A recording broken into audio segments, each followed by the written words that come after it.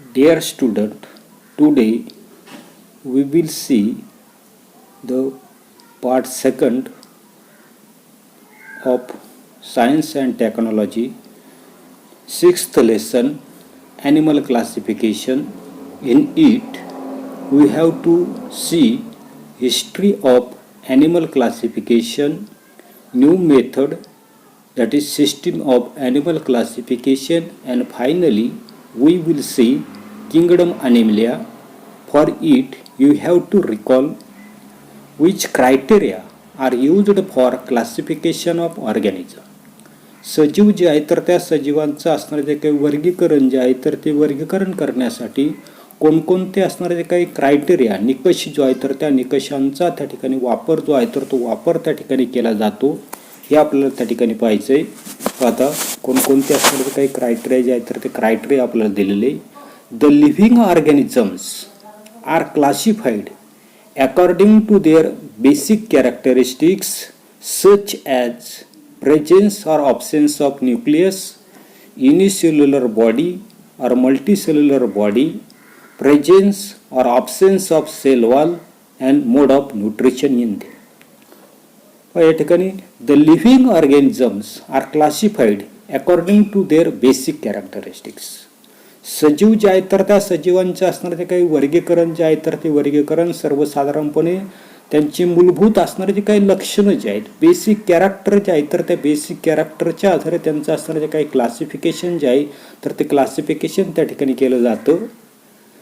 आता हे जे असणारे जे काही बेसिक असणारे जे काही कॅरेक्टर जे आहेत तर ते कॅरेक्टरमध्ये पहिलं कॅरेक्टर आपल्याला दिलेलं आहे की सर्वसाधारणपणे presence or absence of nucleus. जी ज्यांचा त्या ठिकाणी केंद्रक जे आहे तर ते केंद्रक त्याच्यामध्ये आढळून येतो त्यांचा त्या ठिकाणी वेगळा अशा प्रकारचा गट त्या ठिकाणी तयार केलेला आहे. ज्यांच्यामध्ये त्या ठिकाणी असणारे जे काही न्यूक्लियस जे आहे तर ते न्यूक्लियस त्या ठिकाणी आढळून येत नाही अशांचा त्या ठिकाणी वेगळा गट जो आहे तर तो वेगळा गट त्या ठिकाणी केलेला आहे. पुढे आपल्याला लक्षात येत नसते की युकॅरियोटिक आहे, प्रोकॅरियोटिक आहे, म्हणजे न्यूक्लियस असणारांचा वेगळा गट, त्याच्यानंतर न्यूक्लियस नसणारांचा वेगळा गट, त्याच्यानंतर युनिसेल्युलर बॉडी और मल्टीसेल्युलर बॉडी, एक पेशी असणारे सजीवांचा वेगळा गट, त्याच्यानंतर मल्टीसेल्युलर बॉडी असणारांचा त्या ठिकाणी वेगळा गट केलेला आहे. त्याच्यानंतर पुढे आपल्याला सांगितलेलं की presence or absence of cell wall, पेशीभित्तिका जे आहे तर ते पेशीभित्तिका असणारांचा वेगळा गट, पेशीभित्तिका नसणारांचा त्या ठिकाणी वेगळा गट त्या ठिकाणी केलेला आहे. त्याच्यानंतर पुढे आपल्याला लक्षात येत नसते की मोड ऑफ न्यूट्रिशन इन देम, पोषणाची असणारी काही पद्धत जी आहे तर ती पद्धती त्याच्यामध्ये नेमकी कोणती आहे, ॲटोट्रॉपिक आहे, हेट्रोट्रॉपिक आहे, सॅप्रोट्रॉपिक आहे, अशा पद्धतीचे त्यांच्यामध्ये असणारे काही पोषणाचे असणारे काही घटक जे आहेत तर त्या घटकानुसार त्यांचं असणारे काही क्लासिफिकेशन जे आहे तर ते क्लासिफिकेशन त्या ठिकाणी केलेलं आहे. त्याच्यानंतर पुढे की you have studied the classification of living organism in the earlier classes. जे मागचे असणारे जे काही वर्ग जे आहेत तर त्या मागच्या वर्गांमध्ये अशा पद्धतीचं असणारे काही क्लासिफिकेशन जे आहे तर ते क्लासिफिकेशन आपण त्या ठिकाणी पाहिलेलं आहे.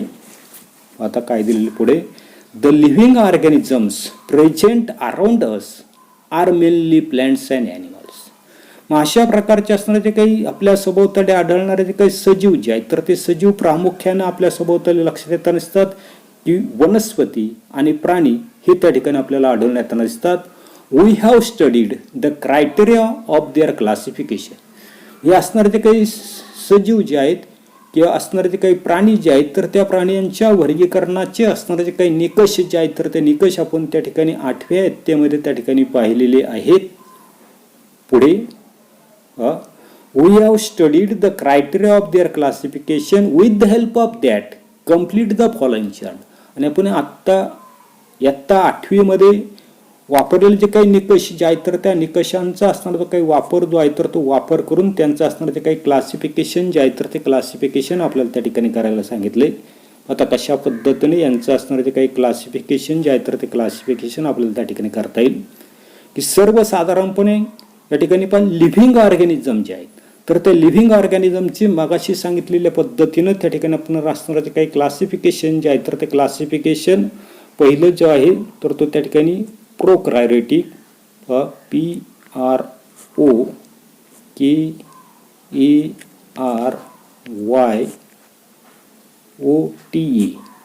याला आपण त्या ठिकाणी प्रोकायरियोटिक त्या ठिकाणी म्हणताना दिसतो. जे प्रोकायरियोटिकचा त्या ठिकाणी एक गट आणि दुसरा जो आहे तर तो आहे युकायरियोटिक.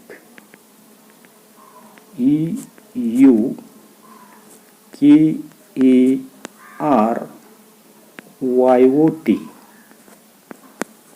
म्हणजे असणारे जे काही लिव्हिंग ऑर्गॅनिझम जे आहे तर त्या लिव्हिंग ऑर्गॅनिझमच्या बाबतीमध्ये पहिला असणारा जो काही क्लासिफिकेशन जे आहे तर ते प्रोकायरियोटिक, दुसरा आहे तर तो युकायरियोटिक. अशा पद्धतीनं ते असणारे जे काही लिव्हिंग ऑर्गॅनिझम जे आहे तर त्या लिव्हिंग ऑर्गॅनिझमचं असणारे जे काही क्लासिफिकेशन जे आहे तर ते क्लासिफिकेशन त्या ठिकाणी केले.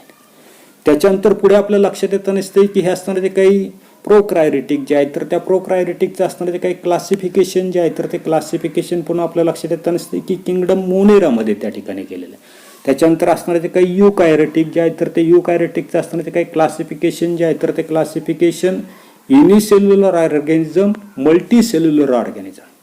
जे असणारे जे काही युकायरियोटिक जे आहे की ज्यांच्यामध्ये त्या ठिकाणी आपल्या लक्षात येतं नसते की absence or presence of the nucleus जे आहे तर याच्यावरून त्यांचं असणारं जे काही क्लासिफिकेशन जे आहे तर ते क्लासिफिकेशन प्रोकायरियोटिक आणि युकायरियोटिकमध्ये केलेलं आहे.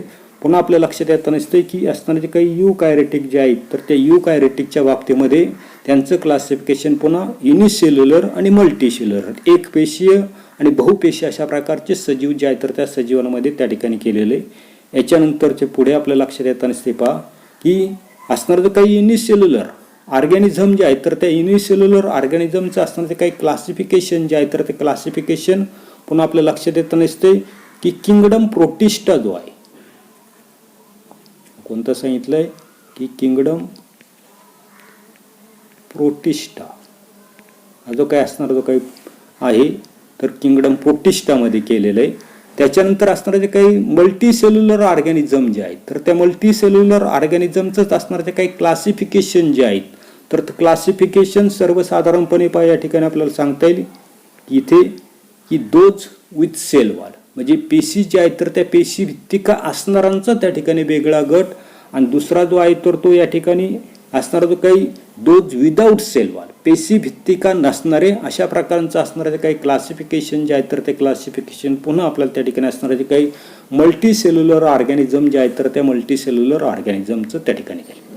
त्याच्यानंतर असणारं जे काही दोज विथ सेल वॉल म्हणजे ज्यांच्यामध्ये त्या ठिकाणी पेशी भित्तिका आहेत अशांचं असणारं जे काही क्लासिफिकेशन जे आहे तर ते क्लासिफिकेशन पुन्हा त्या ठिकाणी असणारे जे काही ॲटोट्रॉप्स ज्याला आपण त्या ठिकाणी ॲटोट्रॉप्स त्या ठिकाणी म्हणताना दिसतो म्हणजे स्वयंपेशी. आणि दुसरं आपलं दिलेलं आहे की हेटरोट्रॉप्स, ही हेटरोट्रॉप्स PHES हेटरोट्रॉप्समध्ये केलेलं आहे. आता जे काय असणार ते काय ॲटोट्रॉप जे आहे तर त्या ॲटोट्रॉपचं पुन्हा क्लासिफिकेशन किंगडम प्लॅन्टीमध्ये त्या ठिकाणी केलेलं आहे. त्याच्यानंतर पुढे आपल्याला पुन्हा त्या ठिकाणी लक्षात येतं नसते की असणारे जे काही हेटरोट्रॉप्स जे आहेत किंवा या ठिकाणी असणारे जे काही हेटरोट्रॉप्स म्हणजे या ठिकाणी असणारे जे काही क्लासिफिकेशन जे आहे डोज विथ सेल वॉलचं आपण क्लासिफिकेशन पाहतोय तर त्याचं असणारे जे काही हेटरोट्रॉपमध्ये केलेले, ॲटोट्रॉपमध्ये केलेले, हेटरोट्रॉपमध्ये केलेले. पुन्हा जे असणारे जे काही हेटरोट्रॉप जे आहे तर त्या हेटरोट्रॉपचं क्लासिफिकेशन त्या ठिकाणी किंगडम फंगीमध्ये त्या ठिकाणी केलेलं आहे. त्याच्यानंतरचं पुढे आपल्या लक्षात येतं नसते या ठिकाणी विदाऊट सेल वॉल जे विदाऊट त्या ठिकाणी सेल वॉल आहेत म्हणजे ज्यांच्यामध्ये त्या ठिकाणी पेशी भित्तिका नाही यांचंच असणारं जे काही क्लासिफिकेशन जे आहे तर ते क्लासिफिकेशन पुढे त्या ठिकाणी किंगडम ॲनिमिलिया जे आहे तर ते किंगडम ॲनिमिलियामध्ये त्या ठिकाणी केलेलं आहे. म्हणजे अशा पद्धतीने आपल्या लक्षात येतं नसते की असणारे जे काही ऑर्गॅनिझम जे आहेत तर त्या ऑर्गॅनिझमचं असणारं जे काही क्लासिफिकेशन जे आहेत तर ते क्लासिफिकेशन त्या ठिकाणी केलेले. हे सजीवांचं असणारं जे काही वर्गीकरण जे आहे तर त्या वर्गीकरणामध्ये विविध अशा प्रकारचे असणारे जे काही एक्झाम्पल जे आहेत तर ते एक्झाम्पल सुद्धा आपल्याला त्या ठिकाणी या आकृतीमध्ये त्या ठिकाणी दिलेले त्याचाही तुम्ही त्या ठिकाणी विचार करा. अशा प्रकारचं असणारं जे काही क्लासिफिकेशन जे आहे तर ते क्लासिफिकेशन आपण त्या ठिकाणी 8वीला त्या ठिकाणी पाहिलेलं आहे. पहिलाच अशा प्रकारचा लेसन त्या ठिकाणी आहे. याच्यानंतर पुढे कॅन यू रिकॉल थोडंसं पुन्हा काय करायचं तर त्या ठिकाणी आपल्याला आठवायला सांगितलेलं आहे की how the plants are classified. वनस्पती जे आहे तर त्या वनस्पतींचं असणारं जे काही क्लासिफिकेशन जे आहे तर ते क्लासिफिकेशन कशा पद्धतीने केलेलं आहे आपण इयत्ता 9वीमध्ये त्या ठिकाणी पाहिलेलं आहे. पहा काय पाहिलेलं आहे the plants are classified according to the following basis. जे सर्वसाधारणपणे असणारे काही वनस्पती जे आहेत तर त्या वनस्पतींचं असणारे काही वर्गीकरण जे आहे तर ते वर्गीकरण पुढील असणारे जे काही तत्व जे आहेत तर त्या तत्वांच्या आधारे त्या ठिकाणी केलेले. First, presence or absence of the organs. ते असणारे काही प्लांट जे आहेत तर त्या प्लांटमध्ये अवयव आहेत की नाहीत. आता अवयव आहेत की नाहीत आपण पाहिलेले की रूट्स असेल, त्याच्यानंतर लीप असेल, त्याच्यानंतर फ्रुट्स असतील, फ्लावर असतील, हे असणारे काही ऑर्गन्स जे आहेत तर त्या ऑर्गनचं असणारे काही प्रेझेन्स जे आहेत तर ते प्रेझेन्स असणाऱ्यांचा त्या ठिकाणी वेगळा गट आणि त्या ठिकाणी प्रेझेन्स नसणाऱ्यांचा त्या ठिकाणी वेगळा गट त्या ठिकाणी केला. सेकंड क्रायटेरिया आपल्याला त्या ठिकाणी सांगता येईल की presence or absence of the separate conducting tissue for the conduction of the food and water. जे सर्वसाधारणपणे अशा प्रकारचे त्या ठिकाणी असणारे काही प्लांट्स की ज्यांच्यामध्ये त्या ठिकाणी अन्न असेल, पाणी असेल, यांचं वहन करण्यासाठी ऊती असतील, अशांचा त्या ठिकाणी वेगळा गट आहे आणि दुसऱ्यांचा त्या ठिकाणी वेगळा गट आहे. आपल्या लक्षात येता नसते की 9वीचं जर मला त्या ठिकाणी आठवत असेल तर सर्वसाधारणपणे क्रिप्टोगॅम्स, फॅनरोगॅम्स अशा प्रकारचे असणारे काही वर्गीकरण जे आहे तर ते वर्गीकरण आपण 9वीला त्या ठिकाणी पाहिलं. तिसरा क्रायटेरिया आपल्याला त्या ठिकाणी सांगता येईल की presence or absence of seeds in the plants. जे असणारे काही वनस्पती जे आहेत तर त्या वनस्पतींमध्ये असणारे जे काही बीज जे आहेत तर ते बीज आहे की नाही. बीज असणाऱ्यांचा वेगळा गट, बीज नसणाऱ्यांचा त्या ठिकाणी वेगळा गट केलेला आहे.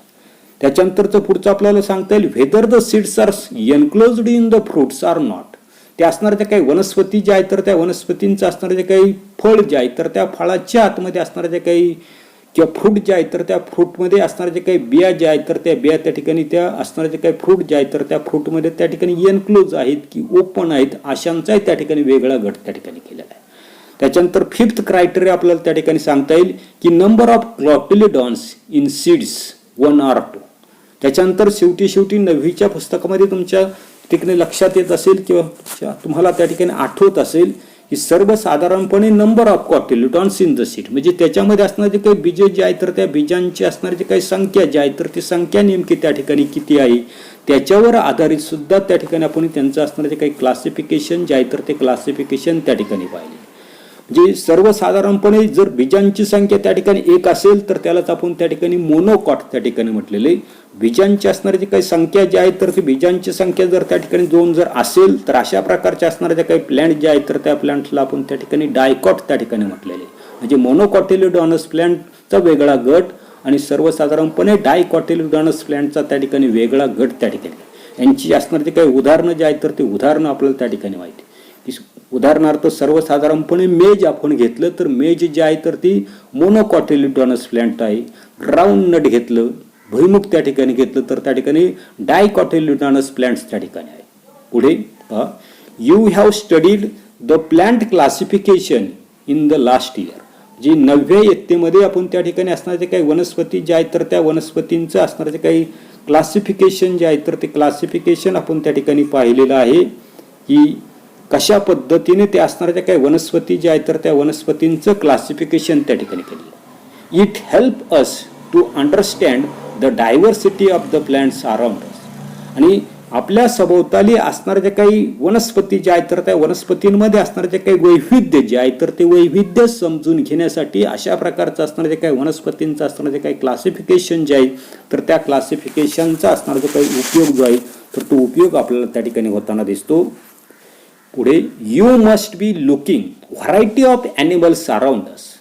आपण जर आपल्या सभोवतालचं आपल्या परिसराचं त्या ठिकाणी निरीक्षण जर केलं तर आपल्या असं लक्षात येतं नसते की आपल्या सभोवताली विविध अशा प्रकारचे असणारे जे काही प्राणी जे आहेत तर ते प्राणी त्या ठिकाणी आपल्याला आढळून येत नसतात. Some animals are too small whereas some are too bag.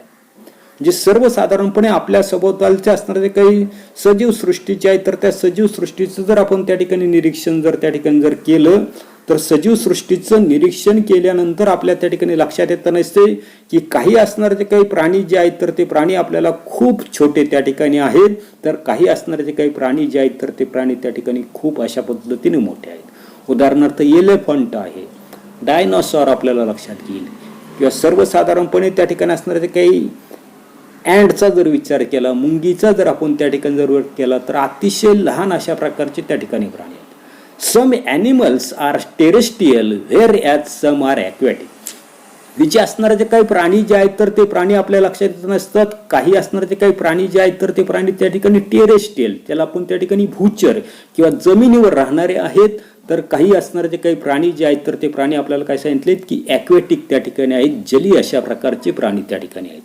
Some animals crawl on land, some swims in water, whereas some fly in the air.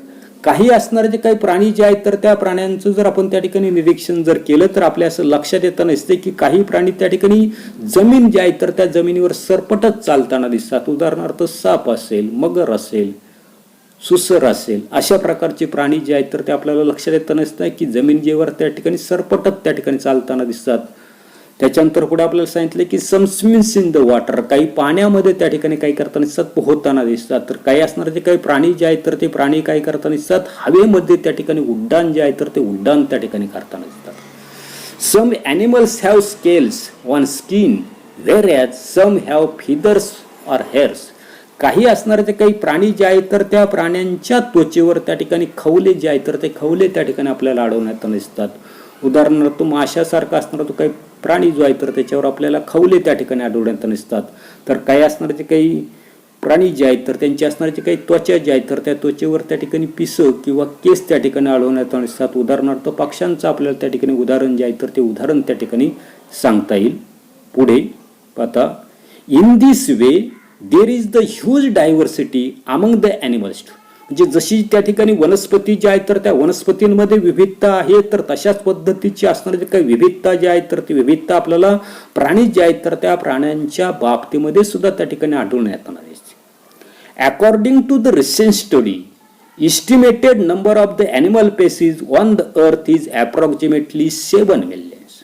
म्हणजे सर्वसाधारणपणे नुकताच केलेला जो काही अभ्यास जो आहे तर त्या अभ्यासानुसार पृथ्वीवर अंदाजे 7 दशलक्ष प्रकारच्या प्राण्यांच्या असणाऱ्या त्या काही प्रजाती ज्या आहेत तर त्या प्रजाती त्या ठिकाणी असाव्यात, अशा प्रकारचा असणारा तो काही अंदाज जो आहे तर तो अंदाज त्या ठिकाणी अभ्यासामधून त्या ठिकाणी वर्तवण्यात आलेला आहे. म्हणजे सर्वसाधारणपणे लक्षात येताना दिसते आपल्याला 7 दशलक्ष, दस म्हणजे 10, म्हणजे लाख जे आहेत तर त्या लाखावर पुन्हा त्या ठिकाणी किती म्हटले 10 दशलक्ष, टोटल आपल्याला सांगितलं की 7 दशलक्ष प्राण्यांच्या असणाऱ्या काही प्रजाती त्या ठिकाणी, म्हणजे प्रचंड प्रमाणामध्ये असणारे जे काही प्राणी जे आहेत तर ते प्राणी आपल्याला त्या ठिकाणी असणारे जे काही पृथ्वी जे आहे तर त्या पृथ्वीवर नाही तर पाण्यामध्ये, हवेमध्ये सर्व ठिकाणी अशा प्रकारचे असणारे जे काही प्राणी जे आहेत तर ते प्राणी त्या ठिकाणी आपल्याला आढळण्यात दिसतात. It is impossible to study each and every species. आणि म्हणून प्रचंड प्रमाणामध्ये असणारे जे काही प्राण्यांची असणारे जे काही संख्या जे आहेत, प्रजातींची असणारे जे काही संख्या जे आहेत तर त्यांचा अभ्यास करणं त्या ठिकाणी आपल्याला केवळ त्या ठिकाणी अशक्य त्या ठिकाणी आहेत. However, if groups and subgroups of animals are formed depending upon the similarities and the difference, it will make it very easy to study the vast variety of the animal. आणि म्हणून जर आपण अशा प्रकारचे जरी व्हास्ट प्रमाणामध्ये त्या ठिकाणी प्रजाती जरी असल्या तरी प्रत्येक असणारे जे काही प्रजाती जे आहेत तर त्या प्रजातीमध्ये असणारे जे काही सिमिलरिटी असणारे जे काही प्राणी जे आहेत तर त्या प्राण्यांचा एक गट त्या ठिकाणी करू शकतो. डिफरन्स असणारे जे काही प्राणी जे आहेत तर त्यांचा त्या ठिकाणी वेगळा अशा प्रकारचा गट आणि उपगट आपण त्या ठिकाणी तयार करू शकतो. आणि अशा पद्धतीनं प्रचंड संख्येने असलेले हे जे काही प्राणी जे आहेत तर त्या प्राण्यांचा अभ्यास अशा पद्धतीनं जर त्यांचं असणारे जे काही क्लासिफिकेशन जे आहे तर ते क्लासिफिकेशन आपण त्या ठिकाणी ग्रुप्स आणि सबग्रुप्समध्ये जर केलं तर त्या ठिकाणी अशा पद्धतीनं प्रचंड प्रमाणामध्ये असणारे जे काही प्राणी जे आहेत तर त्या प्राण्यांचा अभ्यास करणं आपल्याला त्या ठिकाणी सोपं जाईल. एवढाच असणारा जो काही भाग जो आहे तर तो भाग आपण या तासाला पाहू. पुढील भाग पुढील तासाला पाहू. धन्यवाद.